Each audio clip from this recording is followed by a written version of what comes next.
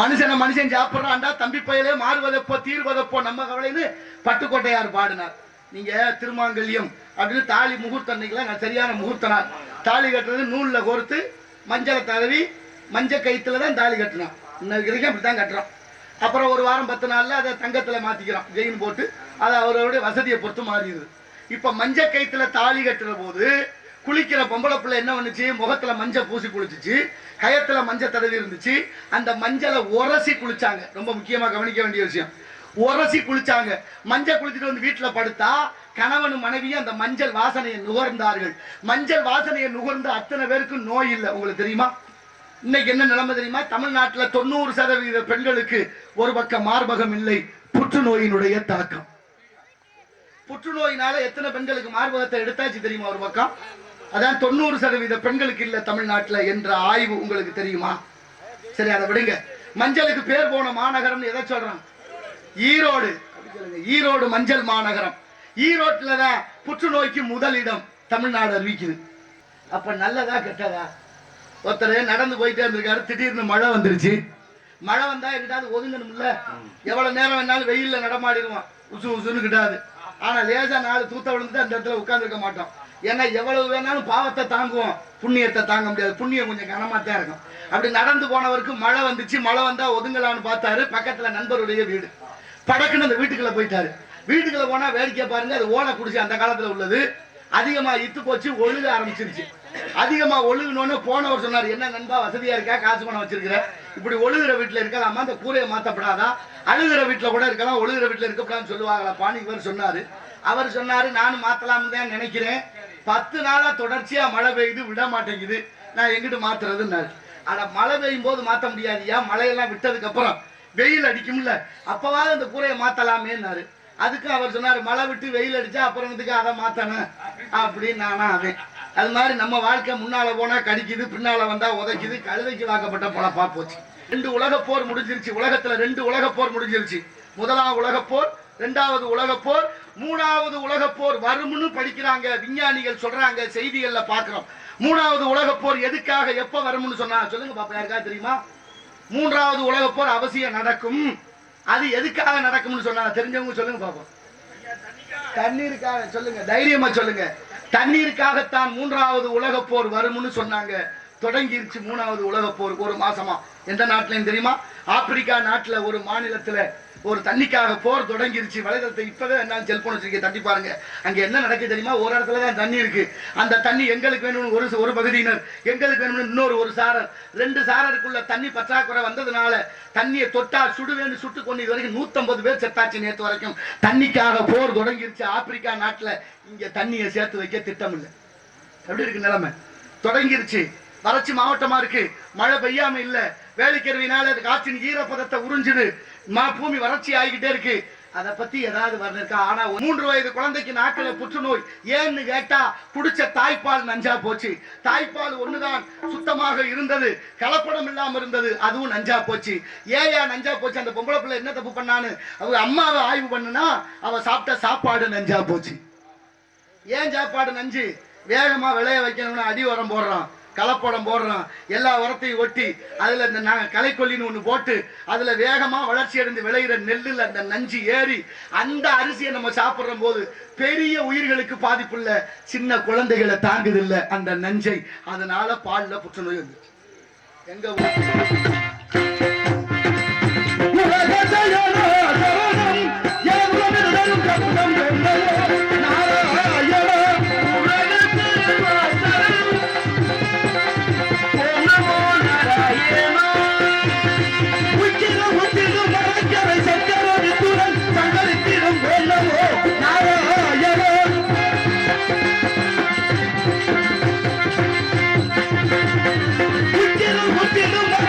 சக்கரம்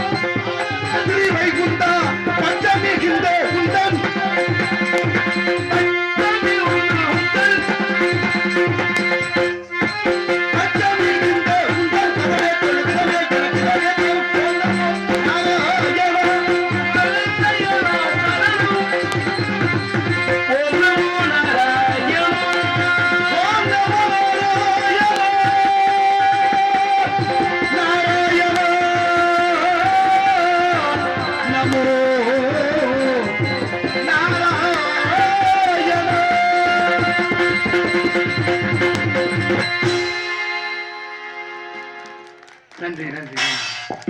நாராயண நமக, நமச்சிவாய நமக, ஓம் நமோ நாராயணாய நமக. வாடினேன் வாடி வருந்தினேன் மனத்தால் பெருந்து இடும்பையில் பிறந்து கூடினேன் கூட இளையவர் தம்மோடு அவர் தரும் கல்வியை கருதி ஓடினேன் ஓடி உயர் வேண்டும் பெரும் பதம் தெரிந்து நாடினேன் ஆடி நான் கண்டு கொண்டேன் நாராயணா எனும் நாமம் என்று விஷ்ணு கடாட்சியத்தால் மூவுலக சென்று மும்மூர்த்திகளை கண்டு கீர்த்திகள் அனைத்தும் பெற்று எம்பெருமான் முருகப்பெருமானை கண்டு தொண்டு செய்ய வண்ணமாக அழகு மலையாகி வேள்வி மலை சாரலுக்கு வந்து விட்டோம். நாராயண நமக. ஆகவே நம் கழகத்திற்கும் இந்த உலகத்திற்கும் கீர்த்தி அளிப்போர் விநாயகமூர்த்தி. அவருடைய பெருமை என்ன? 5 கரத்தினை, ஆனை முகத்தினை, இந்தி இளம்பரை போல மயிற்றினை, நந்தி மகந்தனை, ஞான கொழுந்தினை புந்தியில் வைத்தடி போற்றுகின்றோம். மூசிக வாகன மோதகஸ்த சாமரகர்ண விளம்பித சூத்திர வாமனருவ மகேந்திரபுத்திர விக்கின விநாயக பாத நமஸ்தே. திகட சக்கர சமூகமைந்தலான் சகட சக்கர தாமரை நாயகன் அகட சக்கர வெண்மணி யாவரை விகட சக்கர மெய்ப்பதம் போற்றுவோம் என்றெல்லாம் போற்றக்கூடிய பாலும் தெளிவேனும் பாகும் மறுப்பு இவை நாளும் நலந்துரைக்கு நான் தருவேன். கோலம் செய் துங்க கரிமுகத்து தூமணியே நீ எனக்கு சங்கத்தமிழ் 3 தான் என்ற வகையிலே அவரை வணங்க வேண்டும். அற்புத கீர்த்தி வேண்டி, ஆனந்த வாழ்க்கை வேண்டி, நற்பொரு குவிதல் வேண்டி, நலமலாம் பெருக வேண்டி, கற்பக மூர்த்தி தெய்வ களஞ்சியத்து இருக்கை சென்று பொற்பதம் அணிந்து பாரீர் பொய்யில்லை கண்ட உண்மை என்றார் சிறுகுடல் பட்டியார். ஆகவே விநாயகனை பணிந்து பணியை தொடர்வோம்.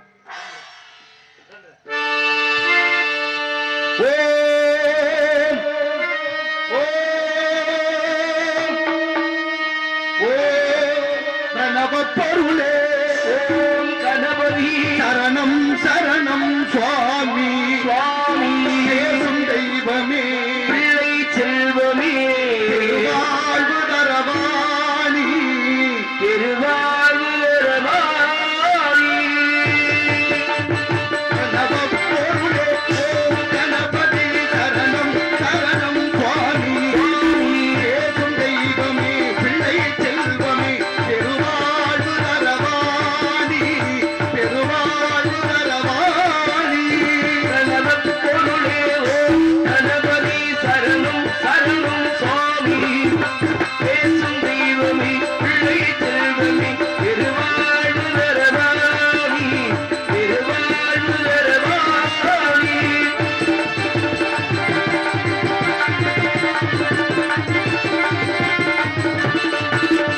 தீபநதியான ஜாதி தந்த ஜெகத்ரட்சகா சரணம் சித்தர்கள் பக்தர்கள் இதயமேடையில் சிரிக்கும் பூரணா சரணம்.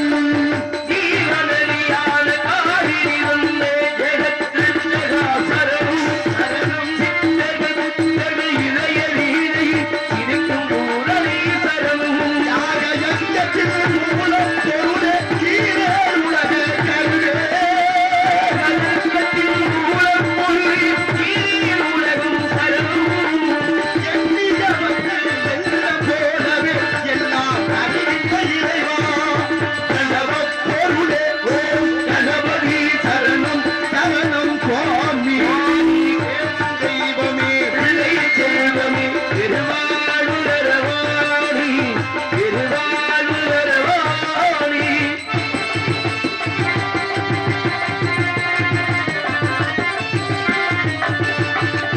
மாபாரதத்தை ஏறுவில் எழுதிய மென்ற மூர்த்தியே சரணம் சரணம் மலையாய் அலையாய் ஒளியாய் சுழலும் மகா கணபதியே சரணம்.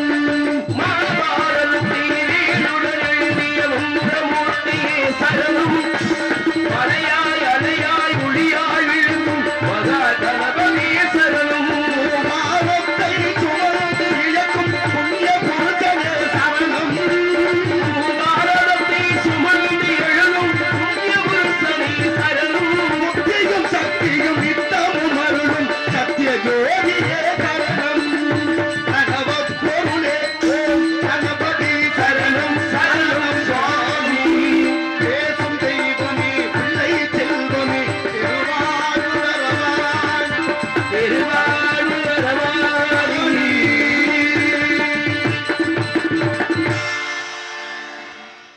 நன்றி நன்றி நன்றி நன்றி. கைதட்டிய சில உள்ளங்களுக்கு நன்றி. கைதட்டாமல் அமைதியாக ரசித்துக் கொண்டிருக்கும் அன்பு உள்ளங்களுக்கும் நன்றி நன்றி. உள்ளம்பெருங்கோயில் ஊனுடம்பை ஆலயம் என்னங்கய்யா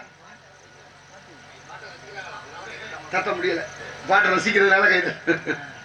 உள்ளம் பெருங்கோயில் ஊனுடம்பை ஆலயம் வல்ல பிரானாருக்கு வாய்கோபுர வாசல் கள்ளப்புலனைந்தும் காணா மணி விளக்கே தெல்ல தெளிந்தாருக்கு சீவனே சிவலிங்கம் என்று திருமூலர் திருமந்திரத்திலே பாடுகிறார். உள்ளங்கோயிலும் உடம்பு ஆலயம் மூச்சு காத்தே சிவலிங்கம். அப்படின்னா என்ன அர்த்தம்? கோயிலும் மனித உடம்பும் ஒண்ணுன்னு சொல்றார். கோயிலும் உடம்பும் ஒண்ணுன்னு சொன்னா கோயிலை நினைக்கிறது மாதிரி இந்த உடம்ப நினைக்கணும். கோயில் இல்லாத ஊர்ல குடியிருக்க கூடாது என்பது பழமொழி. கோயில் விளங்கணும், நம்ம குடும்பம் விளங்கணும்னு ஆன்றோர்களுடைய வாக்கு. இந்த கிழவி ஔவையார் சொன்னா ஆலயம் தொழுவது சாலவும் நன்றுன்னு. சாலவுன்னா மிகுதல். அருமையான வார்த்தைகளை சொல்லி வைத்தார்கள் முன்னோர்கள். கோயிலை கட்டி வச்சு குளத்தை வெட்டி வச்சு, ஏன் ஊருக்கு கோயிலை கட்டணும், எதுக்கு குளம் வெட்டணும்? காதை வச்சுக்கிட்டு சும்மா இருக்க முடியாமையா? என்ன அர்த்தம்? கோயில்னு ஒண்ணு இல்லைன்னா திருவிழா கிடையாது, திருவிழான்னு ஒண்ணு இல்லைன்னா நமக்கு இங்க வேலை இல்லை. அப்ப எல்லாத்தையும் தொன்றுதற்று தொடர்ச்சியான ஒரு சங்கிலி தொடர்பான ஒரு இயல்பான வாழ்க்கை. அப்ப ஆலயம் என்றால் என்ன? ஆ என்றால் ஆன்மா, லயம் என்றால் ஒடுங்குவது. எவ்வளவு பெரிய ஆளா இருந்தாலும் கோயிலுக்கு போனா தலை வணங்கித்தான் ஆகணும். அதனாலதான் ஆலயம், ஆன்மா ஒடுங்கக்கூடிய இடம். கோயில் இல்லாத ஊர்ல குடியிருக்க கூடாது. கோயிலுக்கு போகணும்னா குளிக்கணும்னு தோணும், குளிச்சுட்டா சரியான ஆடையை உடுத்தணும்னு தோணணும். கோயிலுக்கு போயாச்சுன்னா கண்டதையும் நினைக்காம சாமியை மட்டுமே இதயத்தில் இருத்தி மாணிக்கவாசகர் பாடியது போல அம்மையே அப்பா ஒப்பிலா மணியே அன்பில் விளைந்த ஆரமுதே எங்கு எழுந்தருளுவது நீயே சிக்கன பிடித்தேன் உனை என்று பாடுகிறார். உடும்ப போல பிடிச்சுக்கிறதுமா இறைவனை. அப்படிப்பட்ட இறை சிந்தனை இல்லாத எந்த செயலும் வெற்றி அடைந்ததாக வரலாறு இல்லை. ஏனென்றால் ஆன்மீகம் என்ற பக்தி தான் மனிதனுக்கு நல்ல புத்தியை கொடுத்தது. ஆன்மீகம் என்ற பக்தி தான் மனிதனுக்கு நல்ல சிந்தனையை வளர்க்கும். ஆன்மீகம் என்ற பக்தி தான் மனிதனுக்கு நல்ல பக்குவத்தை கொடுக்கும். ஆன்மீகத்தோட சேர்ந்த கல்விதான் மனிதர்களுக்கு ஒழுக்கத்தை கற்றுக் கொடுத்தது. கற்றதனால் ஆய பயனன்கொள் வாழறிவன் அற்றார் தொழாரனின் என்று இறை சிந்தனை இல்லை என்றால் எந்த செயலும் இல்லை. நம்ம வீட்டு பிள்ளைங்க சின்ன பிள்ளைகளுக்கு நெத்து நிறைய விபூதியை பூசி கழுத்துல ருத்ராட்சம் போட்டு குங்குமம் வச்சு அப்படி கூட்டிட்டு வாங்க. நம்மளாலே கேட்பேன், என்ன பிள்ளைய போய் சாமியார் ஆக்கிட்டியான்னு. அது சாமியார் ஆகிறதுக்கு அல்ல, சரியான பக்குவத்தை அடைவதற்கு. ஒரு பயம் நம்ம கிட்ட இருந்துச்சு. டே அந்த பக்கம் போகாத, சாமி இருக்கு. டே சாமி இருக்கு, ஒழுங்கா பார்த்து நடந்துக்க. டே கடவுளுக்கு பயந்து மனசாட்சின்னு ஒண்ணு இருக்கு. கடவுளை சொல்லி சொல்லி ஒரு அச்சப்படுத்தினார்கள். அந்த பயம்தான் நமக்கு பக்தியாக மாறியது. அந்த பக்தி தான் நம்மளை நேர்மையாக செம்மையாக சரியாக இருக்க பயன்பட்டது. ஆனா இன்னைக்கு ஊருக்குள்ள திருவிழா காப்பு கட்டியாச்சுன்னா ஊரோட விரதம் இருந்த காலமெல்லாம் போச்சு. ஆமா, ஊருக்குள்ள விருந்தாளி வர்றவங்க எல்லாம் விரதமா இருந்தாங்க. இல்லை நானும் எல்லாரும் விரதமா இருந்தேன். ஊருக்குள்ள பாருங்க, வீட்டுல அம்மா ஓம் சக்தி கோயிலுக்கு மாலை போட்டிருப்பா, அப்பனும் மையனும் குடிச்சிட்டு வருவாங்க. அப்படி ஆகி போச்சே. கோயில் குடமுழுக்கு திருவிழா, நன்னீராட்டு பெருவிழா, திருவிழா கும்பாபிஷேகம்னாலும் என்ன சொல்ல சாராயம் தேவைப்படுது. யாராவது இறந்து போனா அன்னைக்கும் சாராயம் தேவைப்படுது. இப்ப நல்லதுக்கும் சாராயம், கெட்டதுக்கும் சாராயம். விளங்குமாடா நாடுன்னு கேட்டா பதில் சொல்ல முடியல. எல்லாத்திலையும் போதை ஊடுருவி நம்மளை மயக்கத்திலேயே ஆக்கி விட்டது. அதனால எவ்வளவு விபரீதங்கள் இருந்தாலும் நல்லதொரு திருவிழாவை கொண்டாடி கொண்டிருக்கிறீர்கள். திருவிழா என்ற வாசகத்தை திருப்பி சொன்னா விழாதிரு. மனித வாழ்க்கையில ஏற்றத்தாழ்வுகள் நிறைந்தது இந்த உலகம். அப்படிப்பட்ட ஏற்றத்தாழ்வுகள் இல்லாது இருக்க வேண்டும் என்றால் மனதை ஒருநிலைப்படுத்தி ஆன்மீகத்தை கடைபிடிக்க வேண்டும் என்றார்கள். ஒருத்தர் நடந்து போயிட்டே இருந்திருக்காரு. பூசணிக்காய் நடந்திருக்கு. பூசணிக்காய்னா இந்த தர்பூசணி இல்ல, சாம்பல் பூசணி, நீத்து பூசணி, திஷ்டி பூசணி. இன்னும் திருநெல்வேலி பக்கம் தடியங்காயின்னு பேரு, சாம்பார் பூசணின்னு பேரு. அவன் பார்த்தேன், பூசணிக்காய் தெரியல, வெள்ளை வெள்ளையா உருளையா கிடக்கவும் ஒரே ஆச்சரியமா போச்சு. என்னது இவ்வளவு பெருசா காய்ச்சிருக்கேன், என்னவா இருக்குன்னு உருட்டி பார்த்தேன். அது கொடியில காய்ச்சிருந்துச்சு. பூசணிக்காய் கொடியில தானே காய்க்கும். ஆனா அவனுக்கு ஆச்சரியம், சின்ன கொடியில இவ்வளவு பெரிய காய். எப்படி இது? கொஞ்சம் கூட பொருத்தமே இல்லாம கடவுள் தான் படைச்சானா? கடவுளுக்கு அறிவே இல்லை, கடவுள் முட்டாள் அப்படின்னு முடிவு பண்ண. கொல்லப்பைய நாட்டுல கடவுளை முட்டாளுங்கிறேன், அவங்களோட தான் உருவம் பண்ணிக்கிட்டு தர்றோம். நம்மளும் என்னத்த சொல்றது பாருங்க.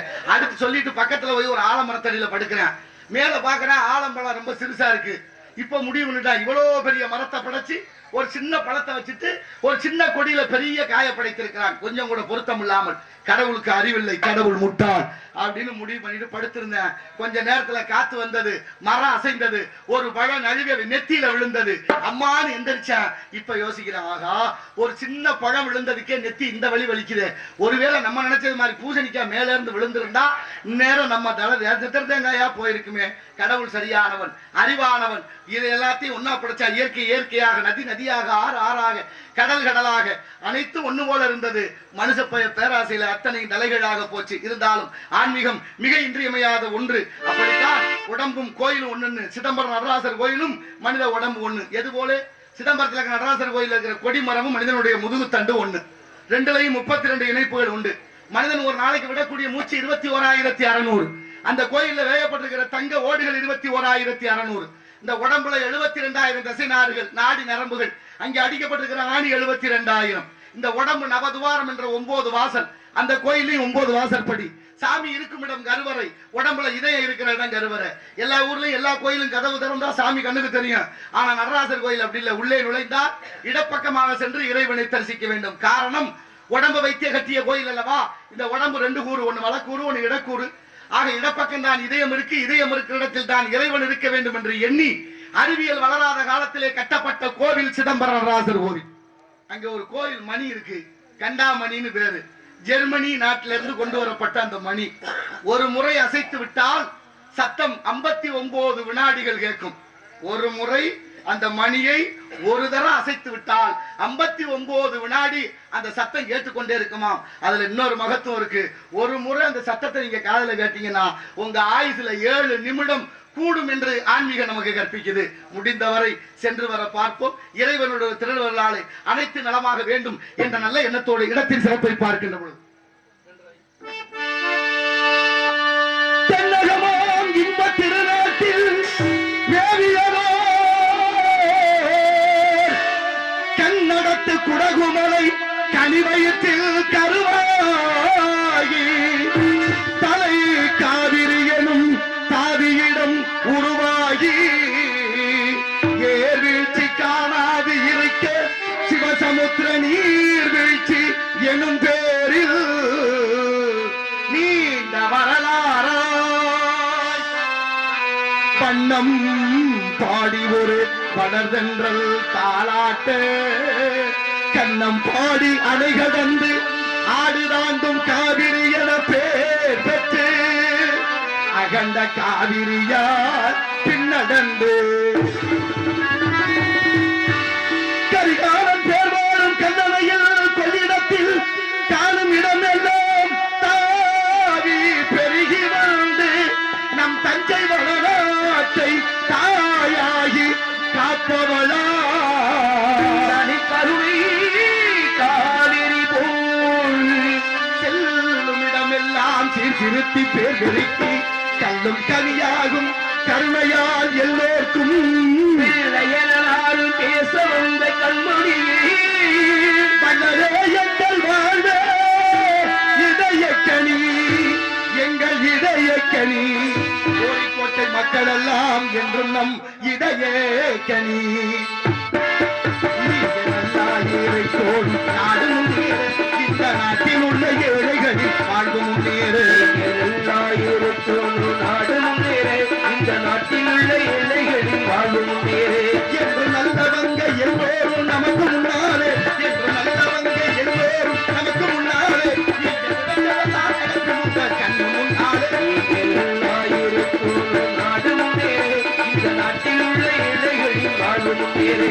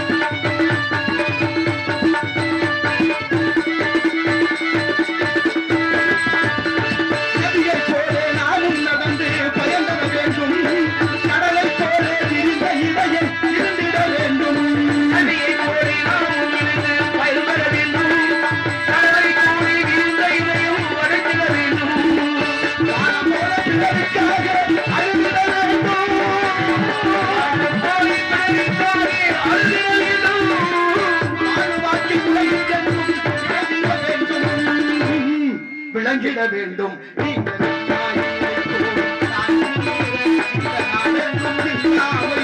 இல்லை என்றாலே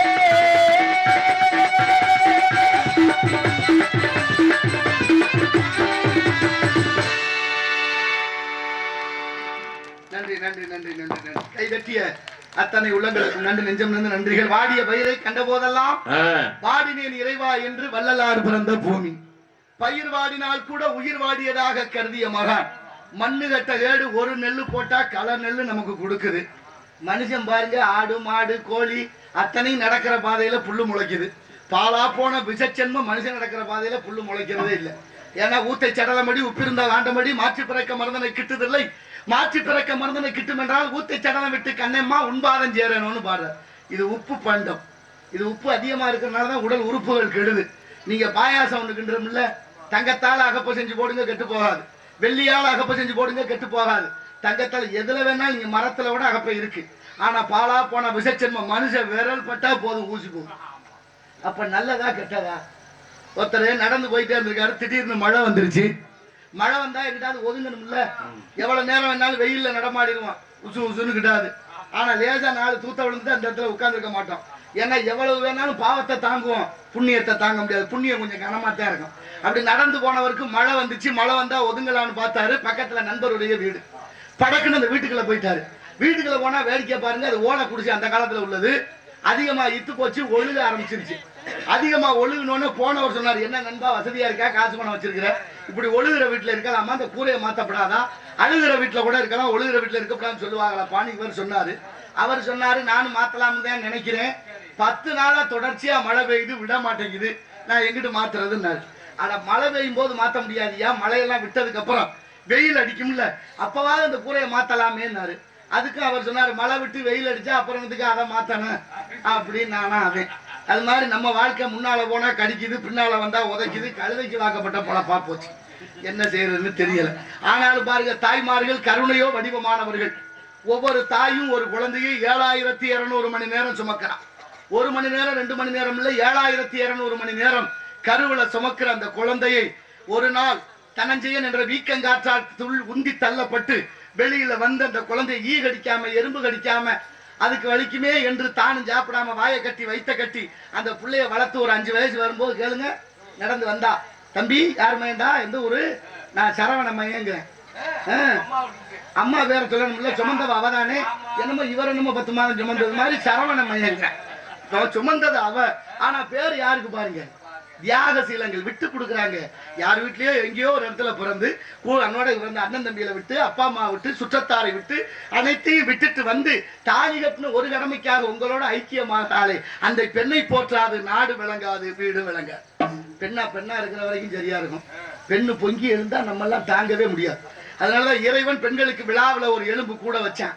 ஒரு குழந்தைய தாங்கி பெற்றெடுத்திருக்கு. அப்படி ஒரு மகத்துவம். ஒரு குடம் தண்ணியை தூக்கி இடுப்புல வச்சா நிக்கும், குழந்தைய தூக்கி இடுப்புல வச்சா நிக்கும் பெண்களுக்கு. ஆனா இப்ப அப்படி இல்லை. நமக்கு தேவையில்லை அது பெரிய இடத்து பொல்லாப்பு, அரமணை கோழி முட்டை அம்மிக்கல்ல உடைக்கும். ஏன்னா ஒரு நேரம் அம்மிக்கல்ல அரைச்சா, ஆட்டுக்கல்ல ஆட்டினா, உரல்ல குத்தணும், தண்ணி குடம் தூக்கி தலையில வச்சா, இடுப்புல வச்சா, அப்படி குனிஞ்சு நிமிந்ததுனால சுயப்பிரசவம் இருந்துச்சு.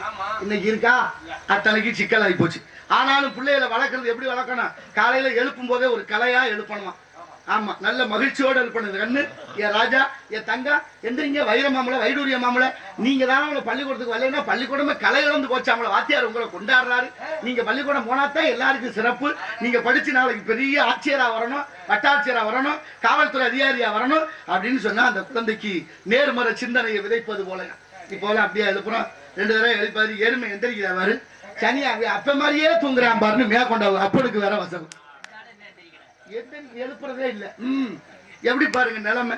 நீங்க பாருங்க, நமக்குள்ள ஒரு நல்ல பக்குவம் இருந்துச்சு. தயிர் கடை, மோர் கடைன்னு சொல்லி கொடுத்தாரு. கலைஞர்கள் யாரு கொடுக்கணும், அம்மாவுக்கு கொடு, அப்பாவுக்கு கொடு, பாட்டிக்கு கொடு, தாத்தாவுக்கு கொடு, நம்ம வீட்டு நாய் கொஞ்சம் கொடு, பூனைக்குடி கொடு, எழுத்த விட்ட மாமாவுக்கு கொடு, பக்கத்து விட்டு அக்காவுக்கு கொடுக்கணும். பகுத்துண்டு பல்லுயிர் ஓம்புதல் நூலோர் தொகுத்தவற்றுள் எல்லாம் தலை என்ற சிந்தனையை வள்ளுவர் சொன்னதை விட தாய்மார்கள் ஊட்டி வளர்த்தோம். இன்னைக்கு அப்படியே வளர்க்குறோம், பிள்ளைகள் அப்படியே வளர்க்குறோம். பிள்ளை அழுதுச்சுன்னா வீட்டுல கிழவி இருந்தா போதும். கிழவி மாமியார் இருந்தா சொல்லிடுவா, பிள்ளை அழுகுறான் பசிக்குது போல பாலை கொடு, பிள்ளை அழுகுறான் ஏதோ எறும்பு கடிச்சு சொல்லுங்க என்னன்னு பாரு, பிள்ளை அழுகுறான் வயிற்ற வலிக்கு வெளியே இருக்கவை தெரியுது அவங்களுக்கு. ஆனா இன்னைக்கு கல்யாணம் பண்ணும் போது பொம்பளை பிள்ளை உத்தரவு போட்டுருது, கல்யாணம் பண்ண அன்னைக்கே வீட்டை விட்டு வெளியில வந்துடணும், தனி கொடுத்தவன் தான் போகணும். நான் எங்க வேணாலும் போவேன், நீ கேட்கக்கூடாது. நான் என்ன வேணாலும் செய்வேன், நீ எழுத்து கேட்கக்கூடாது. ஏன் அலைபேசியை நீ பார்க்கக்கூடாது, உன் அலைபேசியை நான் பார்க்க மாட்டேன். கொண்டு வந்துட்டானே மேலை நாட்டு கலாச்சாரம்.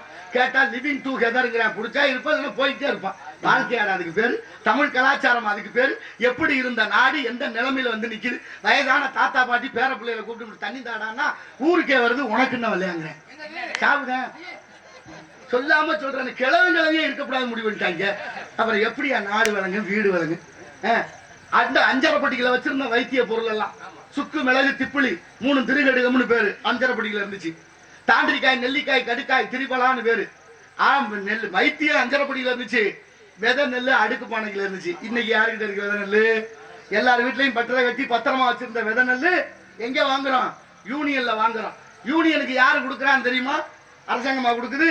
அரசாங்கத்தை கையில வச்சுக்கிட்டு தனி ஒரு பெரும் முதலாளி மான்சாண்டோ நிறுவனம் கொடுக்குறான் விதை நெல். அவனுக்கு எப்படி போச்சு?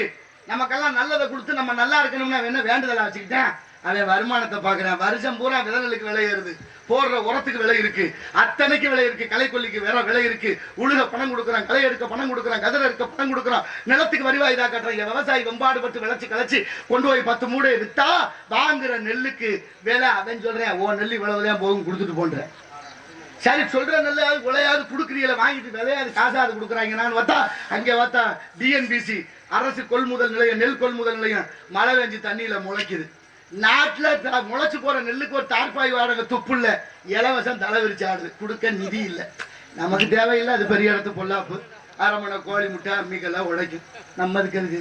ஆமா, ஆனாலும் இடத்தை பார்க்கின்ற பொழுது அழகான இடம் வேள்விமலை சாரல். இந்த இடத்திலே முருகப்பெருமான் குடிகொண்டிருக்கின்றார். வந்த வினையும் வருகின்ற வல்வினையும் கந்தன் என்று சொல்ல கலங்குமே செந்தில் நகர் சேவகா என்று திருநீர் அணிபவர்க்கு மேவ வாராதே என்றார் அருணகிரிநாதர். 12 ஆண்டு கால தவம் சும்மாவே இருக்க சொல்லி வைத்தான் முருகன். சும்மா இரு சொல்லற பவ. சும்மா இருக்க முடியுமா? 5 நிமிஷம் சும்மாருனா இருக்காங்க, குடிச்சுட்டு படுத்துற பாடு. இப்ப எல்லாம் தாய்மார்கள்லாம் ரொம்ப அமைதியாயிட்டாங்க. ஆம்பளை ஆளுதான் பெரும் பிரச்சனையா இருக்கு சில இடங்கள்ல. இன்னைக்கு தொந்தரவுல ரொம்ப அமைதியா இருக்காங்க, ரொம்ப அற்புதமா இருக்காங்க. எல்லாரும் அமைதியா ரொம்ப விழிப்போட இருக்காங்க. நேத்தெல்லாம் போன ஊர்ல ஒருத்தர் படாத பாடு படிச்சுக்கிட்டாரு. நல்லது நல்லது, மகிழ்ச்சி. அப்படி நல்ல எண்ணங்களோடு நல்ல சிந்தனைகளோட பசித்திரு தனித்திரு விழித்திரு என்று வள்ளலார் பாடியது. வாடிய பயிரை கண்ட போதெல்லாம் வாடினேன் இறைவா என்று. வள்ளலாறு திருவொற்றியூர் நெல்லிக்கார பண்டார வீதியில தங்கி இருந்தாராம் ஒரு காலத்துல. நெல்லிக்கார பண்டார வீதி, பண்டார வீதினு எழுதி இருந்ததுல பண்டாரத்தை தூக்கிட்டாங்க, வெறும் நெல்லிக்கார வீதினு தான் இன்னைக்கு இருக்கு. எது போல பழனி கோயில்ல முருகன் கோயில்ல இருந்து பண்டாரத்தை தூக்குன மாதிரி தூக்கிட்டாங்க. சரி பரவாயில்ல. அவர் வர்ற வீதியில ஒரு 5வது வீட்டுல ஒரு சாமியார் உட்கார்ந்துக்கிட்டு நிர்வாணமா அம்மனமா உட்கார்ந்துக்கிட்டு வர்ற போற ஆளுகள் எல்லாம் திட்டிக்கிட்டே இருந்திருக்காரு. இந்த நாய் போகுது, நரி போகுது, பன்றி போகுது, கழுத போகுதுன்னு. போற வர ஆளுலாம் திட்டவும் ஒருத்தர் போய் கேட்கிறாரு, ஏயா எல்லாரும் இப்படி திட்டி உனக்கு நல்லா இருக்கா, நீ லூசா அப்படின்னு கேட்டிருக்காங்க. அதுக்கு அவர் சொன்னாராம், நான் பைத்திய மாதிரி உனக்கு தெரியுதா, இங்க திரியிறவனு மனுஷனா தெரியலையா கண்ணுக்குன்ட்டாரு. மனுஷனா தெரியலையா? அந்த ஆள் பேசாம வந்துட்டாரு. வள்ளலார்ட்ட போய் சொல்றாங்க, ஐயா ஒரு சாமியார் உட்கார்ந்து எல்லாரும் திட்டுறாரு, நம்ம அந்த பாதையில போக வேண்டாம், திருவொற்றியூர் வெற்றி வடிவுடம்பை நம்ம கோயிலுக்கு போகணும், வேற பாதையில போவோம். ஏன்னு கேட்டாரு. இந்த மாதிரி திட்டுறாரு. அவர் சொன்னார், அவர் வேலையை அவர் பார்க்கட்டும், நம்ம வேலையை நம்ம பார்ப்போம் அப்படின்னு போனாரு. அவர் வரும்போது இந்த சாமியார் சொன்னாராம், கையை வைக்க வேண்டிய மறைக்க வேண்டிய இடத்துல வச்சுக்கிட்டு இதோ மனிதர் வருகிறாருன்னாராம். அவர் கண்ணுக்கு யார் மனிதனா தெரிஞ்சிருக்கு? வள்ளலாரும் மனிதனா தெரிஞ்சிருக்கு. அதனாலதான் மனிதர்கள் மனிதர் உண்டு, மனிதர்கள் மாணிக்கம் உண்டு, மனிதர்கள் தெய்வம் உண்டு, மனிதர்ல மிருகம் உண்டு. சொல்றோம்ல, மிருகம் மாதிரி வர்றாயா தாட்டு போட்டு தஞ்சாவூர்னு குதிக்கிறாயாம்பம். மிருகம் மாதிரி வந்து தாட்டு போட்டு தஞ்சாவூர்னு குதிக்கிறான்னு சொல்லுவோம். தாட்டு போட்டு தஞ்சாவூர்னா என்ன அர்த்தம்? அர்த்தம் இல்லாம வார்த்தை வருமா? எல்லா சொல்லும் பொருள் குறித்தனவே என்பது தொல்காப்பியம். தாட்டுனா தஞ்சாவூர் வாழலைக்கு பேரு தாட்டலைன்னு பேரு. தஞ்சாவூர் பக்கம் இலை ஒரு ஆளை சுருட்டி கட்டணும், அந்த அளவுக்கு பெரிய இலையா இருக்கும். அப்படிப்பட்ட தாட்டு என்றால் தஞ்சாவூர் வாழலை, பூட்டு என்றால் அதை கட்டுவது. அதனாலதான் தாட்டு பூட்டு தஞ்சாவூர்னு பேர் வந்துச்சான். ஆனா இங்க எதுக்கு சொல்றோம்? குதிக்கிறவனுக்கு சொல்றோம் தாட்டு பூட்டு தஞ்சாவூர்னு. அதனால இடத்தின் சிறப்பை பார்க்கின்ற பொழுது நன்றி. நடந்தாய் பாடி காவேரி, நடந்தாய் பாடி காவேரி, நாடகமே செழிக்க நம்மையெல்லாம் சிறக்க, நாடகமே செழிக்க நம்மையெல்லாம் சிறக்க, நடந்தாய் பாடி காவேரி.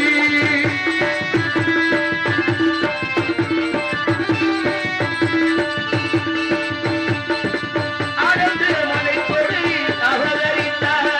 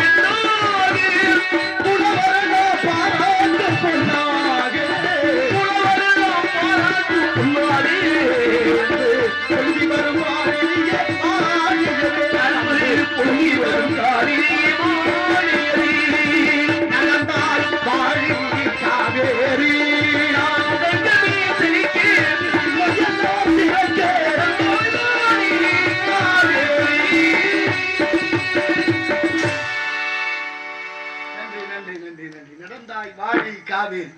காவிரி வெள்ளம் அப்படி பெருக்கெடுத்து ஓடி இருக்கு ஒரு காலத்துல. நடந்தாய் வாழி காவேரி அப்படின்னா தண்ணி வெள்ளம் நல்லா சிறப்பா வந்திருக்கு. அதை வாழ்த்தி பாடியிருக்கிறார்கள் கவிஞர்கள். அதை பாடலா பாடிட்டார் ஐயா சீர்காழி ஐயா அவர்கள். அப்புறம் நடந்து வந்து வேகமா வந்தவன் நடந்து வந்திருப்பாவில் இருக்கு. நடந்து வந்ததுக்கு அப்புறம் நடக்க முடியாம தவந்து வந்திருக்கிறா காவிரி வெள்ளம். அப்புறம் தவக்க முடியாம உருண்டு வந்திருக்கிறா. உருண்டு வந்தது கடைசியா காவிரியில தண்ணியே வரல, சொட்டு சொட்டா வந்துச்சு. கர்நாடகாக்காரன் தண்ணி திறக்க முடியாதுங்க. வருஷம் இந்த பிரச்சனை தீரல. என்ன சொல்றது? காவிரி மேலாண்மை வாரியம் அமைச்சு பல ஆண்டுகள் ஆச்சு. இன்னைக்கு வரைக்கும் தீர்வு எட்டப்படல. எல்லாம் சமயம் வரும்போது நாங்க தீர்த்துருவோம்னு சொல்றாங்களே தவிர ஒரே வழியா தீர்க்கிறாங்க நம்மள. என்ன சொல்றது?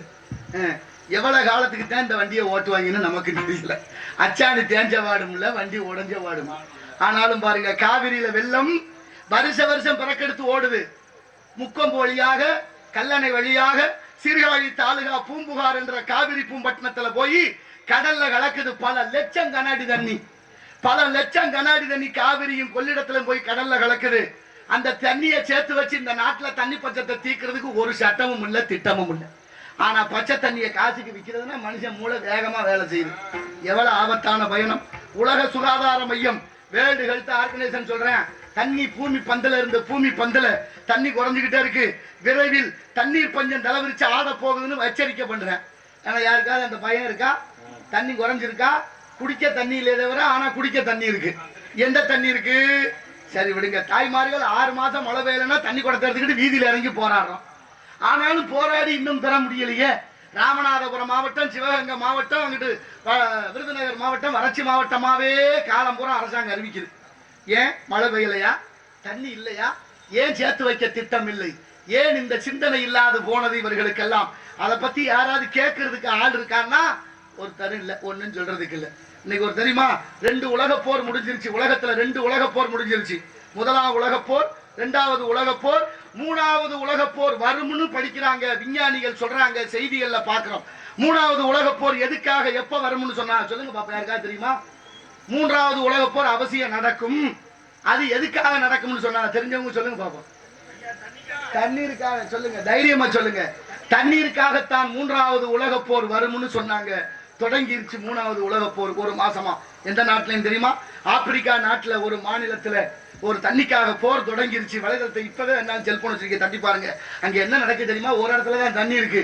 அந்த தண்ணி எங்களுக்கு வேணும்னு ஒரு பகுதியினர், எங்களுக்கு வேணும்னு இன்னொரு ஒரு சாரர், 2 சாரருக்குள்ள தண்ணி பற்றாக்குறை வந்ததுனால தண்ணியை தொட்டா சுடுவேன்னு சுட்டு கொண்டு இது வரைக்கும் 150 பேர் செத்தாச்சு நேற்று வரைக்கும். தண்ணிக்காக போர் தொடங்கிருச்சு ஆப்பிரிக்கா நாட்டுல. இங்க தண்ணியை சேர்த்து வைக்க திட்டம் இல்லை. எப்படி இருக்கு நிலைமை? தொடங்கிருச்சு. வறட்சி மாவட்டமா இருக்கு. மழை பெய்யாம இல்ல. வேலைக்கருவினால காற்றின் ஈரப்பதத்தை உறிஞ்சுது. பூமி வறட்சி ஆகிக்கிட்டே இருக்கு. அதை பத்தி ஏதாவது வரணுக்கா? ஆனா ஒரே ஒரு தம்பி, நம்ம பேராவூரணி தாலுகா தஞ்சாவூர் மாவட்டம் நாடியம் கிராமத்துல பிறந்த நிமல் ராகவன் இந்த ராமநாதபுரம் மாவட்டம் இல்ல உலக நாடுகள் எல்லாம் சென்று நீர் மேலாண்மையை கையில் எடுத்து எல்லா இடங்களையும் நீர் தேக்கி கொண்டு வருகிறான். ஒரு மனிதனாக அவனை கொண்டாடாது எத்தனை இருக்கிறது. கென்யா போய் கொஞ்சம் செஞ்சுட்டேன். நம்ம நாட்டுல மத்திய பிரதேசம் நோட் அடிக்கிறோம்ல, நாசிக்கு, அந்த மாநிலத்துல எல்லா ஊர்களையும் இன்னைக்கு அந்த தம்பி நிமல் ராகவன் தண்ணீர் பஞ்சத்தை போக்கி கொண்டு எல்லா ஏரிகளையும் சுத்தப்படுத்திக் கொண்டு வருகிறார்.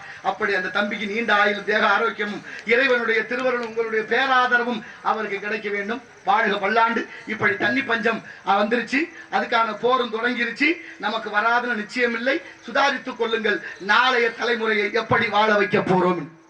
அம்மா பாருங்க, கருணையே வடிவமானவர். அதனாலதான் அம்பாளுக்கு 9 ராத்திரி, அப்பாவுக்கு 1 ராத்திரி சிவராத்திரி. சிவராத்திரினா எப்படி ஜாமீன் போடணும்? அமைதியா இருக்கணும், சிவ பஜனை பாடணும், முழிச்சு இருக்கணும், பட்டினியா இருக்கணும். ஆனா கோயம்புத்தூர்ல மாதிரி குத்தாட்டம் போடக்கூடாது. அம்மா அது தப்பான வேலையாச்சே. அப்ப என்ன செய்யணும்? அம்பாளுக்கு 9 ராத்திரி. ஏன்னா கருணையே வடிவமானவள். புள்ளைய அப்பா அடிச்சுட்டான்னா தாய் பதறிடுவா. எதுக்கு அடிக்கிறீங்க? அவன் என்ன பண்ணா பெருசா தப்பு பண்ணிட்டான்? உலகத்துல இல்லாத தப்பு. நீங்க எல்லாம் தப்பே பண்ணது யாக்க? என் பிள்ளைதான் உங்களுக்கு கிடைச்சாங்க. கிளம்பிடுவா தாய்மா. அப்படின்னா தாய்மையை புனிதமானது. என்னதான் பெத்த மனம் வித்து பிள்ளை மனம் கல்லுன்னு சொல்லி வைத்தார்கள். அப்படிப்பட்ட தாய்மையை இந்த உலகம் கொண்டாட வேண்டும். இடத்தின் சிறப்பை பார்க்கின்ற பொழுது அழகான இடம் வள்ளல் பெருமானார் அப்படி சென்னையில இருந்த தங்கியிருந்த காலத்துல அந்த கதையா. அப்புறம் பாருங்க, அவர் மேலே வழக்கு போட்டாங்க. ஆமா, எதுக்கு வழக்கு? கடலூர் நீதிமன்றம். கடலூர்ல நீதிமன்றம், நீதிபதி வெள்ளக்காரன், வழக்கறிஞர் முத்துசாமி ஐயர், வழக்கு தொடுத்தவர் ஆறுமுக நாவலர். அவர் யாழ்ப்பாணத்துல பிறந்தவர். இப்ப வள்ளலார் நீதிமன்றத்துக்கு வரணும். வள்ளலார் நீதிமன்றத்துக்குள்ள நுழைகிறாரு. ஏன் வழக்கு அவர் மேல? அவர் என்ன மலையை உடைச்சு மண்ணா வித்தாரா? ஆத்து மண்ணள்ளி வித்தாரா? இல்ல கொள்ளையடிச்சாரா? என்ன கொடுமை பண்ணாரு? ஒன்னும் பண்ணல. பண்ணனேன் பூரா ஒழுங்கா திர்றேன், நல்லா திர்றேன், பாதுகாப்போட திர்றேன். ஆனா அவர் மேலே வழக்கு இந்த நாட்டுல. ஆனா பாருங்க, கேட்க நாதி இல்ல. அநீதி எங்க தொடங்குது பாருங்க. வள்ளலார் நீதிமன்றத்துக்குள்ள நுழைகிறாரு. உட்கார்ந்து இருந்த எல்லாரும் எந்திரிச்சு கும்பிடுறாங்க. ஏயா ஆறுமுக நாவலர் பார்த்து கேட்கிறாரு, நீ ஏயா கும்பிட்டேன்னு? ஏன் நான் கும்பிடக்கூடாதான்னு?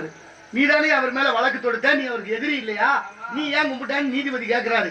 அவர் சொல்றாரு, என்னன்னு தெரியலங்க, அவரை பார்த்தா கும்பிடணும்னு தோணிருச்சு, என்னை அறியாம கும்பிட்டேன், மன்னிச்சிருங்கன்னு. வழக்கு அன்னைக்கே தள்ளுபடியானது. கதை எதுக்கு சொல்றேன்? எதிரிக்கு கூட வள்ளலாரை பார்த்தா கும்பிடணும்னு தோணுச்சு. அதான் வாழ்க்கை. இருந்தாலும் இறந்தாலும் பேர் சொல்ல வேண்டும், இவர் போல யார் என்று ஊர் சொல்ல வேண்டும். வள்ளலாரை பார்த்து எல்லாரும் கும்பிடா, நம்மளும் சில பேரை பார்த்தா கும்பிடுறோம். நல்லா இருக்கலாமா, நல்லா இருக்கலாமா, தம்பி, அண்ணன், மாமான்னு கும்பிடுறோம்ல. சில பேரை பார்த்தா கும்பிட தோணுது, சில பேரை பார்த்தா கும்பிட தோணுது, சில பேரை பார்த்தா கும்பிடு தொலைக்கணும்னு தோணுது. படுத்துறாங்கல்ல, பதவியில இருந்தாலும் படுத்துறேன், இல்லைனாலும் படுத்துறேன். அதிகாரிகள் எல்லாம் கும்பிடுறது அன்பினாலையா? என்னத்தையாவது இடைஞ்சல் பண்ணுவானே, என்னையே கும்பிட வேண்டும். என்ன செய்ய? அப்படிப்பட்ட வள்ளலார் பிறந்த பூமி. இந்த இடத்தை பார்க்கின்ற பொழுது அஞ்சறிவு, எல்லாருக்கும் 6 அறிவு இருக்கா? மனிதனுக்கு 6 அறிவு, எல்லாருக்குமா 6 அறிவு வேலை செய்யுது. சில பேருக்கு 5 அறிவு, சில பேருக்கு 4 அறிவு, இன்னும் சிலதுக்கு 3 அறிவா. மாவு மாக்களும் ஐயறிவினவே என்பது தொல்காப்பியம். கம்பரே பாடுறாரு, மக்களும் விலங்கும் ஒண்ணுன்னு. சில வீட்டுல போய் தாய்மார்களை கேட்டு பாருங்க, அம்மா உங்க வீட்டுக்காரருங்க இந்த அங்கிட்டு தான் திரியும், அப்புறம் வரும் பெண்ண திரியும். வரும்னா எது? ஆடு மாடு. ஆடு மாடுகளுக்கு ஓரறிவு குறைஞ்சது, மனிதனுக்கு உயர்தினின்னு பேர் வச்சது. ஆனா தாழ்தினின்னு சொல்லாம உலகத்துக்கே வீரமும் அறிவும் கொடுத்த இந்த தமிழ் சமூகம் மாண்போடு பேர் வைத்தது விலங்குகளுக்கு அகிரிணை என்று பேர் வைத்தது.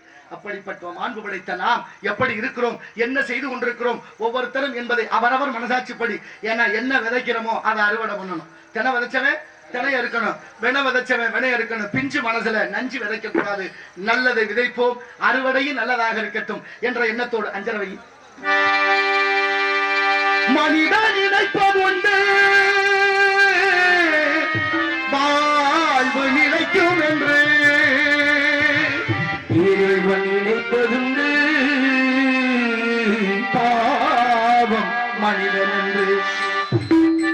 மனிதன் நினைப்பதுண்டு வாழ்வு நிலைக்கும்,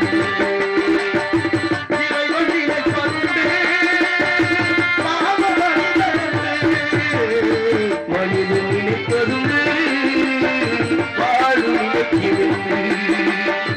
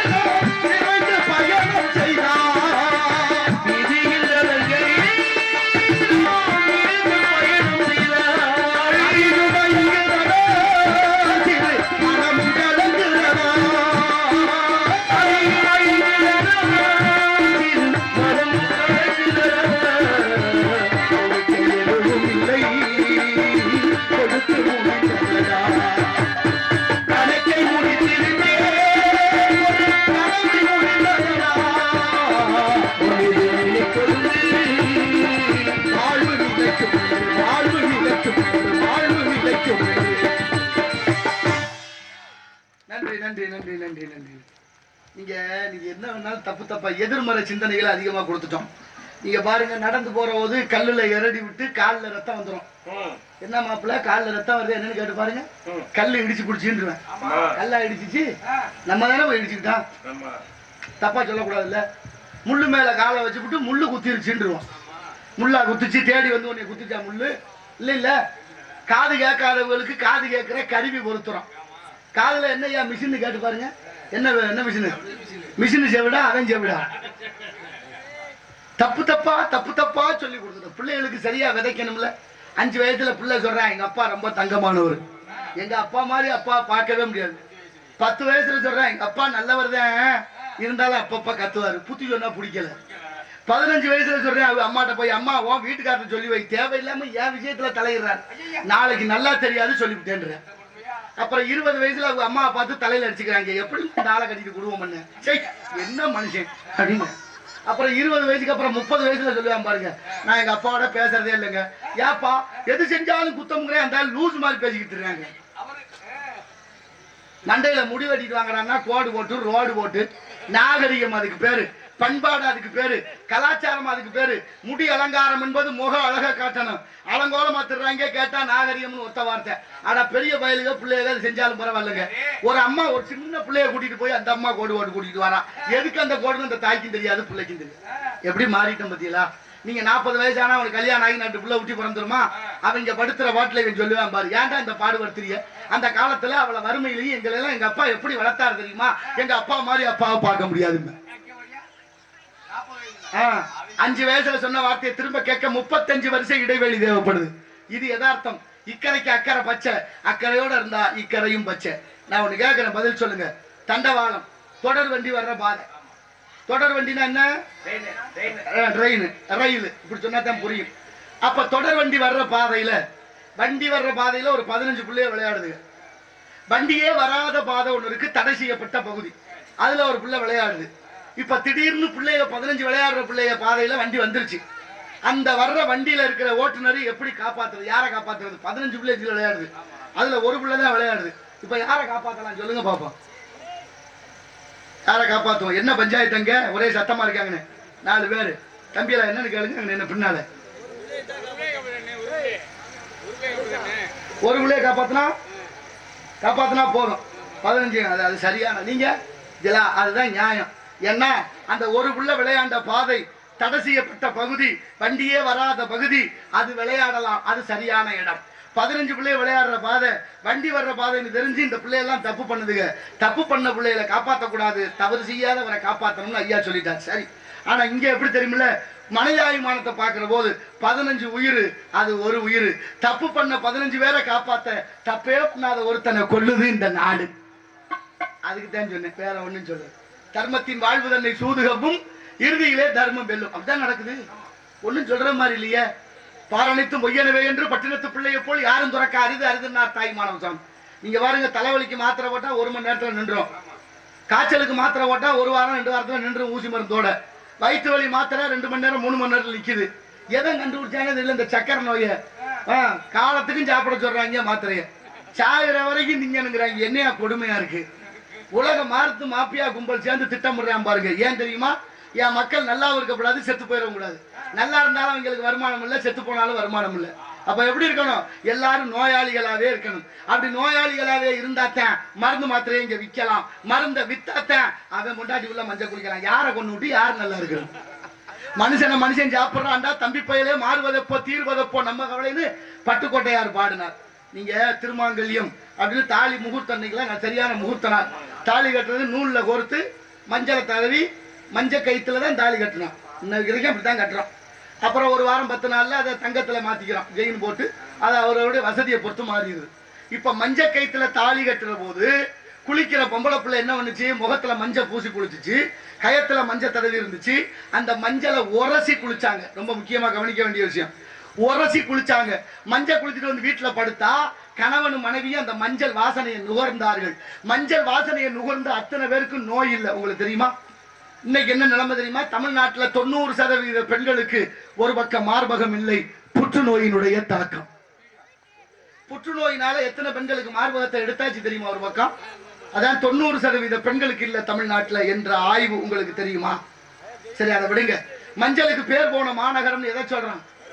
ஈரோடு. ஈரோடு மஞ்சள் மாநகரம். ஈரோட்டுலதான் புற்றுநோய்க்கு முதலிடம் தமிழ்நாடு அறிவிக்குது. மஞ்சள் விளையிற மாநகரமான ஈரோட்டுல ஏயா புற்றுநோய்க்கு அதிக இடம் வந்துருச்சு, முதலிடம் வந்துச்சுன்னு பார்த்தா, மஞ்சளை அரைச்சு பொடியாக்கி ஏற்றுமதி செய்யறாங்க. இங்க எல்லாம் கடைகள்ல மஞ்சள் பொடி வாங்கி குளிக்கிறீங்கல்ல, மஞ்சள் பொடி வாங்கி குழம்பு வைக்கிறீங்கல்ல, அந்த மஞ்சள்ல ஒரு சத்து இருக்கு. படிச்ச பிள்ளைய தட்டி பாருங்க வலைதளங்கள்ல. அந்த சத்துக்கு பேரு குர்குமின்னு பேரு. அந்த குர்குமின் என்ற சத்தை தனியா பிரிச்சு எடுக்கிறான். 2 மில்லியை பல கோடி ரூபாய்க்கு பல நாடுகளுக்கு ஏற்றுமதி செய்கிறார்கள். ஈரோடு மாநகரத்துல தொழிலதிபர்கள் நமக்கு வர்ற பவுடரு வெறும் மஞ்சள் பவுடரு, அதனால நமக்கு சத்து இல்ல, நோய் வராமல் தடுக்க முடியும். யார் சொல்லுவா? எப்படி புரிய போகுது இந்த உலகத்திலே? தமிழ்நாட்டை குறிவைத்து அத்தனை தாக்குதல் நடக்குது. ஹமாம்னு ஒரு சோப்பு இருக்கு, அது சோப்பான்னு படிச்சு பாத்தீங்களா? அதுல சோப்புனே போட்டிருக்க மாட்டேன், ஆனா சோப்புன்னு வாங்கி நம்ம குளிக்கிறோம், சோப்புன்னு விற்கிறேன். எவ்வளவு பெரிய அக்கிரமம், எவ்வளவு பெரிய அநீதி! நினைச்சு பாருங்கள் என்னென்னலாம் நடந்துகிட்டு இருக்குன்னு. அப்ப மஞ்சள் மஞ்சளா இல்ல, அத்தனை பொருள்களும் மாறியதனுடைய விளைவு இந்த சமூகம் நோய்வாய்ப்பட்டு கிடக்கு. 3 வயது குழந்தைக்கு நாக்கில புற்றுநோய். ஏன்னு கேட்டா குடிச்ச தாய்ப்பால் நஞ்சா போச்சு. தாய்ப்பால் ஒண்ணுதான் சுத்தமாக இருந்தது, கலப்படம் இல்லாம இருந்தது, அதுவும் நஞ்சா போச்சு. ஏயா நஞ்சா போச்சு? அந்த பொம்பளை பிள்ளை என்ன தப்பு பண்ணான்னு அவங்க அம்மாவை ஆய்வு பண்ணுனா, அவ சாப்பிட்ட சாப்பாடு நஞ்சா போச்சு. ஏன் சாப்பாடு நஞ்சு? வேகமா விளைய வைக்கணும்னு அடி உரம் போடுறான், கலப்படம் போடுறான், எல்லா உரத்தையும் ஒட்டி அதுல இந்த களைக்கொல்லின்னு ஒண்ணு போட்டு அதுல வேகமா வளர்ச்சி அடைந்து விளையிற நெல்லுல அந்த நஞ்சு ஏறி அந்த அரிசியை நம்ம சாப்பிடுற போது பெரிய உயிர்களுக்கு பாதிப்பு இல்ல, சின்ன குழந்தைகளை தாங்குது இல்ல அந்த நஞ்சை. அதனால பால்ல புற்றுநோய் வந்து எங்க போய் சொல்றது? யார் சொல்லுவா? யாரு கேட்பா? இங்க அத்தனை வியாதிகளுக்கு மருந்து இருக்கா? நம்மகிட்ட சித்த மருத்துவம்னு ஒண்ணு இருக்கு. மனசாட்சியோட சிந்திச்சு பாருங்க. அரசு மருத்துவமனைகளில சித்த மருத்துவ பிரிவுன்னு ஒண்ணு இருக்கு. சித்த மருத்துவ பிரிவை ஏன் தூக்கி பிடிக்கல? கொரோனா வந்துட்டா கபசுர குடிநீர் தேவைப்படுது, ஏதாவது சிக்கல் உலகத்துக்கு வந்துச்சுன்னா அப்ப நாட்டு மருந்து தேவைப்படுது. ஏன் மற்ற நேரத்தில் தேவைப்படல? சொரக்காய்ங்கிற ஒரு அருமையான மூலிகை மருந்து, நம்ம உப்பை போக்கக்கூடியது. சொன்னேன், சொரக்காய்க்கு உப்புல இன்னும் பழமொழி இருக்கு, ஆனா தேடுறது இல்லையே. எத்தனை விஷயங்கள், யார் அதை பத்தி கவலைப்படல. ஆனா அரசு மருத்துவமனையில் இருக்கிற சித்த மருத்துவத்தை ஏன் தூக்கி பிடிக்கல? ஏன் தூக்கி பிடிக்கல? கமிஷன் வராது, அதான் பிரச்சனை. எல்லாம் நம்ம கமிஷனுக்கே பழக்கப்பட்டு, நம்ம கிணத்துக்கு பெரிய இடத்து பொல்லாப்பு, அரமணை கோழி முட்டை அம்மிகளை உடைக்கும். அதனால இடத்தின் சிறப்பை பார்க்கின்ற பொழுது அழகான இடம் வேள்விமலை சாரல். இந்த இடத்துல எடுப்பு என்று சொன்னால் அதற்கு எதிர்ப்பு தேவை. ஏற்ற பாவை செய்கிறார்களா கலா தேவை என்று பற்றத்து கவனிப்போம். நாராயண நமக என்று வள்ளி இங்கே கவல் காத்துக் கொண்டிருக்கின்றார். யாருக்காக? முருகனை அடைய வேண்டும் என்றதுக்காக. இங்க ஒரு திருமணம் நடக்க போது அம்மா வேற எதுக்கு இவ்வளவு பெரிய விசேஷத்துக்காக ஒளிவெறிக்கை எல்லாம் கட்டி விண்விளக்கு போட்டு இவ்வளவு பந்தல் எதுக்கு? கல்யாணத்துக்கு தான். அது சாதாரண கல்யாணம் இல்ல, தெய்வீக கல்யாணம். கண்கள் எல்லாம் பெயர்களாலே, பெண்கள் பெயராலே வரும். திருக்கல்யாணம், வள்ளி திருமணம், சாவித்திரி திருமணம், சுபத்ரா கல்யாணம், மீனாட்சி கல்யாணம் அப்படின்னு எல்லாம் பார்வதி கல்யாணம். அப்ப பெண்கள் பெயரால தான் திருமணத்துக்கு பேர் வருது. எல்லா கல்யாணத்துக்கும் போனோம்னா அச்சதை போட்டு நம்ம ஆசீர்வாதம் பண்ணிட்டு வருவோம். இந்த கல்யாணத்துக்கு அப்படி இல்லை, எல்லாரும் வந்து பொண்ணு மாப்பிள்ளை காலில் விழுந்து ஆசீர்வாதம் பெற்று செல்ல வேண்டும் என்ற தெய்வீக திருமணத்தை நாம் நடத்த வந்திருக்கிறோம். இருந்தால் இடத்தின் சிறப்பை பார்க்கின்றவர்கள் அஞ்சலி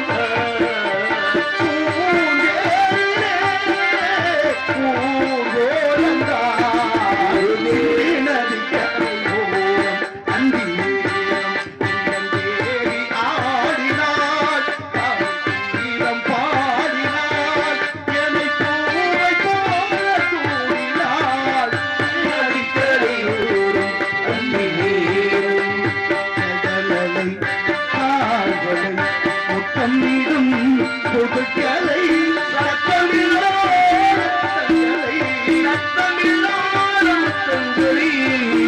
தந்தாள் இந்த கண்ணியலை கடலலை இந்த பச்சை கேடுக்கு ஒரு சுங்கம் கொட்டிலை கட்டி வைத்தேன் பட்டு துளிருடன் இந்த சீரையினை வெள்ள வைத்து வைத்தேன் யாராரோ வந்து தாராட்டும் யாராரோ வந்து சீராட்டு ஆதரனும் ஒரு ஆளவில்லை கருகிய போவது நியாயமில்லை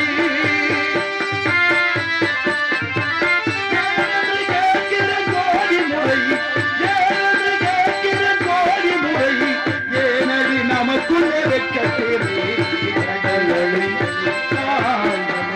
முத்தமிடும் புதுக்கலை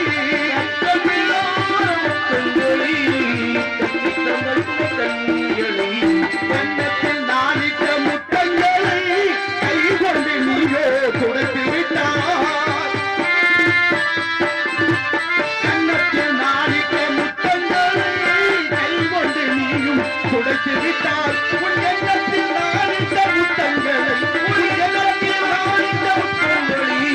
எதுகொண்டு நீயோ துடைத்திடுவார் கடலை காதலை முத்தமிடும் புதுக்கலை சத்தமில்லாத முத்தங்களை கற்றுத்தந்தால் அந்த கண்ணியலை காதலை. நன்றி நன்றி நன்றி நன்றி. காலதாமதம் காரியத்திற்கு கேடு.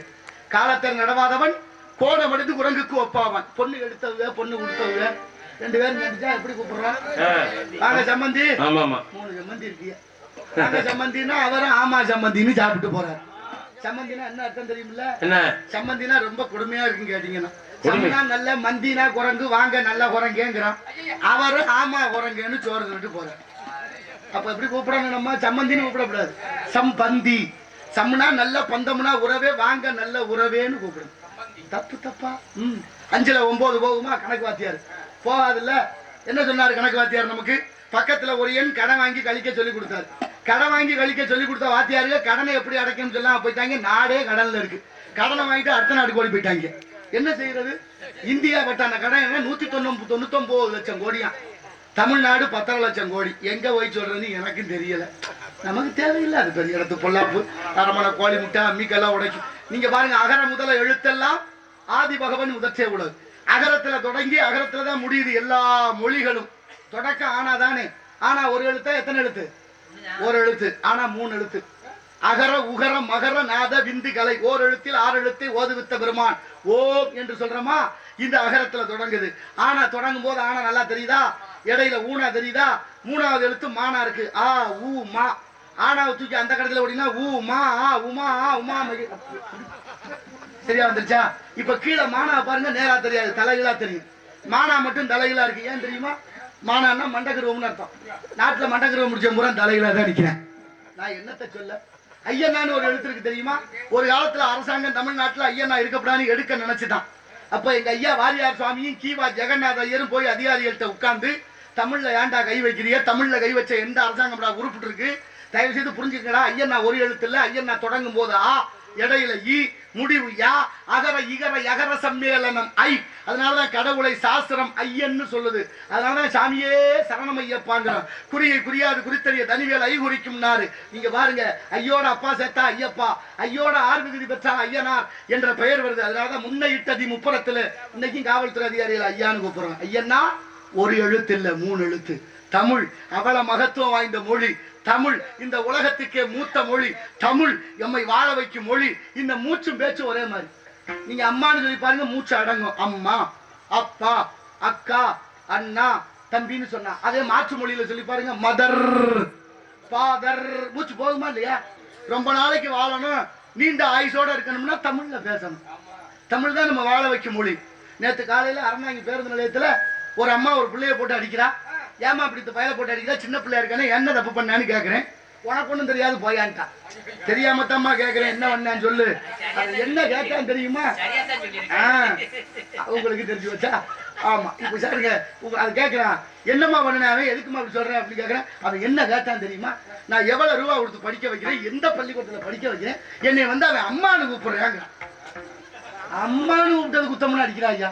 இந்த கொடுமை எங்கேயாச்சும் உண்டா? அடி பாவி மகளை வேற எப்படி கூப்பிட சொல்ற? மம்மின்னு கூப்பிடணும் மாலையா நீ அப்படின்னா எல்லா பிள்ளைகளும் அப்படித்தானே கூப்பிடுது. மம்மினா என்னன்னு தெரியுமாமா? எனக்கு அதெல்லாம் தெரியாது. என்னை மம்மின்னு தான் அட மம்மினா உயிரற்ற உடலுக்கு பேரு, செத்து போன உடம்புக்கு பேரு போனோம், அதுதான் மம்மி. அதை சொல்ல எனக்கு அதெல்லாம் தேவையில்லை. நான் 10 பாத்திரம் பத்தியாவது அவனை படிக்க வைக்கிறேன். அது சொல்லணும் மாலையா என்னை மம்மின்னு கூப்பிடணும். அந்த நேரத்தில் வீட்டுக்காரர் வந்தாரு. அவர் வந்து ஐயா என்ன இந்த பொம்பளையோட சண்டை ஓட்டுக்கிறீங்க? நான் எங்கேயா சண்டை ஓட்டேன்? அந்த அம்மா போட்டு பயில போட்டு அடிச்சுக்கிட்டு இருக்கா, மம்மின்னு கூப்பிட சொல்லி. ஆமாங்க ஐயா, கவலைப்படாது, ஏன் முண்டாட்டி தான் அவ கொஞ்ச நாளா நல்லா அம்மாவை தான் இருந்த அந்த பயலுக்கு இப்பதான் கொஞ்ச நாளா நடபணமா மாறிட்டா, அதனால அவன் மம்மினே கூப்பிடட்டும் விட்டுருங்க. என்னத்தை சொல்றது? உலகத்துக்கே மூத்த மொழி தமிழ். என்னை நன்றாக இறைவன் படைத்தனன், தன்னை நன்றாக தமிழ் செய்யுமாறு நெஞ்சை எல்லு சிலப்பதிகாரம் மணி ஆரம் படைத்த தமிழ்நாடு. அமெரிக்காவில் தமிழ் சொல்லி கொடுக்குறாங்களாம் பிள்ளைகளுக்கு. அமெரிக்காவில் யாருக்கு சொல்லி கொடுக்குறாங்க தெரியுமா? வெள்ளக்கார பிள்ளைகளுக்கு தமிழ். தமிழ்ல என்ன பாட்டு? தமிழ் ஏன்டா சொல்லிக் கொடுக்குறீங்கன்னு கேட்டா, தமிழ் படிச்சா ஆயுசு வளருமா, அதனால நாங்க சொல்லிக் கொடுக்குறோம்ங்கிறாங்க.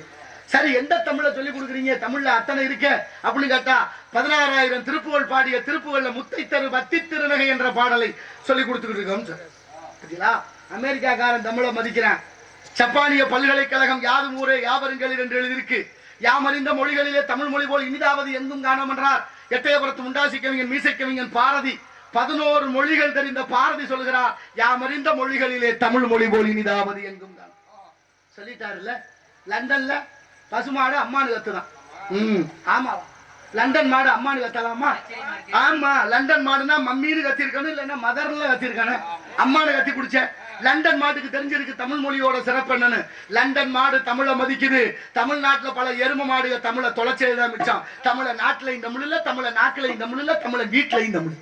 யார் வீட்டுல தமிழ் இருக்கு? பேர் வச்சிருக்கமா தமிழ்ல? யாசிகா, அபர்ணா, பிரித்திகா, தர்ஷினா, மகிஷா, சர்மா, குருமா, வர்மான்னு பேர் வச்சிருக்கோம். யாசிகான்னா என்ன அர்த்தம்? யாசகம்னா பிச்சை, யாசிகான்னா பிச்சைக்காரின்னு அர்த்தம். தர்ஷினா அமாவாசை இருட்டுன்னு அர்த்தம். மகிஷான்னா எரும மாடுன்னு அர்த்தம். பேரு தானேன்னு நினைக்காதீங்க. பிறக்கும் போது பேரோடு பிறக்கல, பிறந்ததுக்கு அப்புறம் வைக்கிறதுதான் பேரு. நாளைக்கு அந்த பேரு தான் உங்க பெருமையை சொல்லும். இருந்தாலும் இறந்தாலும் பேர் சொல்ல வேண்டி இவர் போல யார் என்று ஊர் சொல்ல வேண்டும். அப்பா யாரு இங்க ஏதோ பேசிக்கிறாங்களே, இன்னாருமையே இன்னாரு அப்படின்னா பேர் தானே சொல்லணும். அதான பேரா இருக்கும். அந்த பேர் எப்படி இருக்கணும்? தமிழ்ல இருக்கணும். அந்த தமிழ் நம்மை வாழ வைக்கும் மொழியாக இருக்க வேண்டும். அப்படிப்பட்ட மகத்துவம் வாய்ந்த மொழி. இன்னொன்னு சொல்லடுவா, அமெரிக்கா நயாகரா நீரருவி நல்வரவு தமிழ்ல வச்சிருக்கேன். நீங்க வடநாட்டு சுதந்திர போராட்ட வீரர்களுடைய பேரெல்லாம் நம்ம பிள்ளைகளுக்கு வச்சிருக்கோம். காந்தி, நேரு, பகத்சிங், சுபாஷ் சந்திரபோஸ், சிவாஜின்னு பேர் இருக்கு. எவனாவது ஒருத்தன் வடநாட்டுக்காரன், இந்திக்காரன், நம்ம நாட்டில் உள்ள விடுதலை போராட்ட வீரர்கள், எண்ணற்ற தியாகிகள், கப்பலோட்டிய தமிழன், பாபு சிதம்பரம் பிள்ளை, பாரதி, எத்தனை பேரு, கக்கன், காமராசர், மருதிருவர், வேலுநாத், யார் பேரையாவது வச்சிருக்காங்க? இல்ல இல்ல, நீங்க ஏன் வச்சிய? நம்ம எல்லாரையும் உலகம் தழுவி நேசித்ததனுடைய விளைவு நாளைக்கு ஆய்வு செய்யும் போது என்ன சொல்ல போகுது? வரலாறு அவரவர் எழுதி கொண்டே இருக்கிறார்கள். தமிழர்களாகிய நாம் தொன்மையான வரலாற்றுக்குடையவர்கள். ஆனாலும் என்ன செய்து கொண்டிருக்கிறோம் என்பதை அவரவர் நிலத்தில் இருந்தபடியே மனச்சான்றுபடி சிந்தித்து பாருங்கள், என்ன வைத்திருக்கிறோம் என்பதை. நீங்க தெரியுமா, சீனான்னு ஒரு நாடு இருக்குல்ல, சீனாவில் தமிழுக்கு முக்கியத்துவம். தமிழ் பள்ளிக்கூடம் திறந்திருக்கேன், தமிழ் வாத்தியார்களை நியமனம் பண்றேன், தமிழ்ல பேர் வைக்கிறேன். வலைதளத்தை தட்டி பாருங்க. இப்பவே ஒரு பொண்ணு பேசுறா சீனாவில இருந்து. என்ன தெரியுதா? நான் சீனா பீசிங்ல இருந்து பூங்கோதை பேசுறேங்கிறா. பூங்கோதைன்னா யாரோட பேரு? பூங்கோதை நம்மளுடைய பேரு. சீனாவில பூங்கோதைன்னு பேர் வந்துருச்சு. சீனா தமிழை மதிக்குது. நம்ம என்ன பண்ணிக்கிட்டு இருக்கோம்? சாராயத்தையும் ஜாதியும் வளர்த்துக்கிட்டு இருக்கோம். வேற ஒன்றும் சொல்றதுக்கு இல்லை. நமக்கு தேவையில்லாத பெரிய இடத்து பொல்லாப்பு. இன்னைக்கு அருமையான ஒரு நாள், பொழுது விடிஞ்சா முள்ளிவாய்க்கால் மாவீரர்கள் தினம். என் உயிரினும் மேலான என் தொப்புள் கொடி உறவுகள் 1.5 லட்சம் பேர் செத்து ஒழிந்த நாள் மே 18 பிறந்து விட்டோம். யாருக்காவது அதை பத்தி வருத்தம்? நம்மளோட சேர்ந்தவர்கள் தானே. இலங்கையில் நடப்பது நாளைக்கு இங்கே நடக்காதுன்னு என்ன நிச்சயம்? நேபாளத்தில் நடந்தது இங்கே நடக்காதுன்னு என்ன நிச்சயம்? பங்களாதேஷில் நடந்தது இங்கே நடக்காதுன்னு என்ன நிச்சயம்? போற போக்க பார்க்கிற போது பயங்கரமானதாக இருக்கிறது. அப்படிப்பட்ட சீனாவில் தமிழுக்கு முக்கியத்துவம். உலக நாடுகளில் பல விஞ்ஞானிகள் கேட்கிறாங்க சீனா அதிகாரிகள்கிட்ட, எதுக்கியா இவ்வளவு முக்கியத்துவமா இந்த தமிழுக்கு முக்கியத்துவம்னு? அவங்க சொல்றாங்க, உலகத்திலே 6 மொழி செம்மொழியாக்கப்பட்ட மொழி. ஒன்னு கிரேக்கம், லத்தீன், ஈப்ரோ, சமஸ்கிருதம், சீனம், இன்னொன்னு தமிழ். 6 மொழி செம்மொழியாக்கப்பட்ட மொழி. கிரேக்கம், லத்தீன், ஈப்ரோ, சமஸ்கிருதம், சீனம், நிறைவாக தமிழ். தமிழ் மொழி 6 மொழி செம்மொழியாக்கப்பட்ட மொழி. 6 மொழிகளிலே 4 செத்து போச்சு. என்னென்ன கிரேக்கம், லத்தீன், ஈப்ரோ, சமஸ்கிருதம் 4 உலக வழக்கு அழிந்து ஒளிந்து சிதைஞ்சு போச்சு. மிச்சம் இருப்பது 2. ஒன்னு சீனம், இன்னொன்னு தமிழ். இப்ப கேக்குறாங்க ஆய்வாளர்கள், உங்க மொழி உயிரோட இருக்குல்ல, அதோட இருக்க வேண்டியதானே, ஏன் தமிழுக்கு முக்கியத்துவம்னு கேட்டா அந்த அதிகாரிகள் சொல்றாங்க, ஒரு நாள் இல்ல ஒரு நாள் சீன மொழியும் அழிந்து போய்விடுமா. உலகத்திலே நிலையான மொழின்னு ஒண்ணு உண்டு, அதுதான் உலகத்துக்கே மூத்த மொழி தமிழ். அந்த மூத்த மொழியான தமிழை நாங்கள் படித்துக் கொண்டால் நாளைக்கு இந்த உலகத்தை ஆள முடியும் என்று எண்ணி அவன் ஆரம்பிச்சுட்டேன் தமிழ்ல.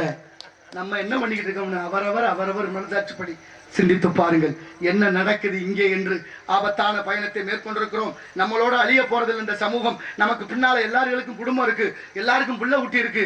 3 வயசு குழந்தையிலிருந்து அத்தனை வயசு குழந்தை எல்லாருக்கும் சக்கரை நோய் வந்துருச்சு.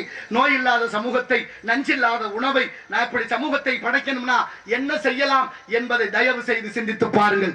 பாட்டும் பரதமும் அன்புள்ள நாடகமும் நாட்டுக்கு நல்ல பயன் தரும் என்றார் சுத்தானந்த பாரதியார். அந்த வகையிலே இந்த நாடகத்தின் வாயிலாக நம்மால் முடிந்ததை இந்த நாட்டுக்கு சொல்லிக்கொண்டே இருப்போம். விதைத்தவன் நான் உறங்கலாம், விதை ஒரு பொழுதும் உறங்காது.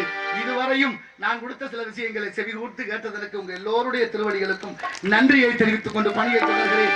வருகிறான் காவலன், அவனை சந்திப்போம். சுந்தரம் நிறைந்ததும் பொன் சிறந்த மங்கை இவள் எந்த உலகில் ஏன் வந்தார்.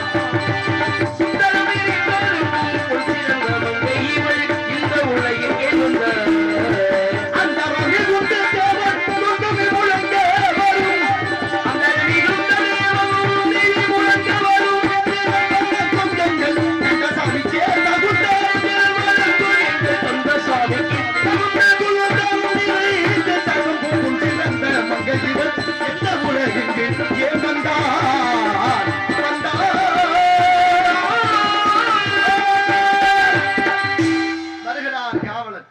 சூரிய பிரகாசமா வருகிறார், அவரை சந்திப்போம். நமது கழகத்தை பற்றி சிந்திப்போம். வாடி சூரிய ராணி, சூர்யா